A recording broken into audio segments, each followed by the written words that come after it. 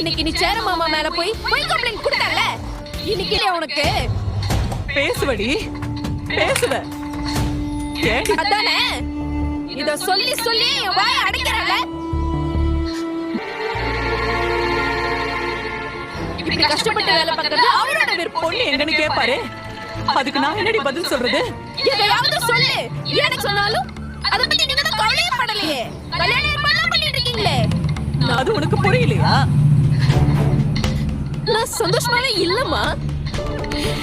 அவரை மனசுல வச்சுக்கிட்டு எப்படிமா வேற ஒருத்தர போய் கல்யாணம் பண்ணிக்க? உங்க அப்பா கேட்டா நான் என்னடி பதில் சொல்லுவேன்? சொல்லுடி, உண்மையே சொல்லுமா. அங்க உன் கல்யாணம் நடக்கும் போது எங்க நான் பணமா கிடப்பேன். கஸ்தூரி, என்ன சொந்தக்காரங்க எல்லாம் அடுத்தடுத்து வர ஆரம்பிச்சிருவாங்க. கல்யாணத்துல சும்மா இருக்கணுமா? அவர் கேட்பாரு, அப்ப நான் என்ன பதில் சொல்றது? அதுக்கு நிம்மதியான சத்தே போயிடுவல்ல. இவளைய வந்து சேரட்டும்.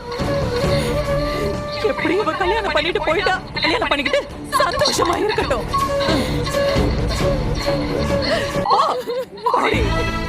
நீ மட்டும் சந்தோஷமா இரு. நான் என்ன தப்பு?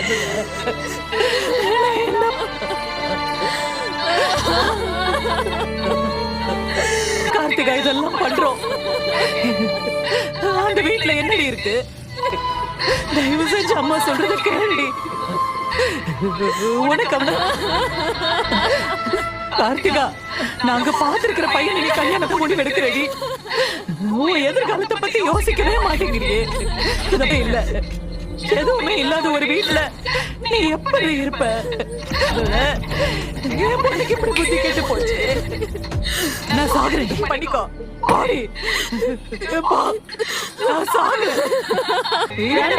ஐயோ சொன்ன கேளு, நான் செத்து போறேன். கஸ்தூரி, இந்த மாதிரி எல்லாம் கேளு.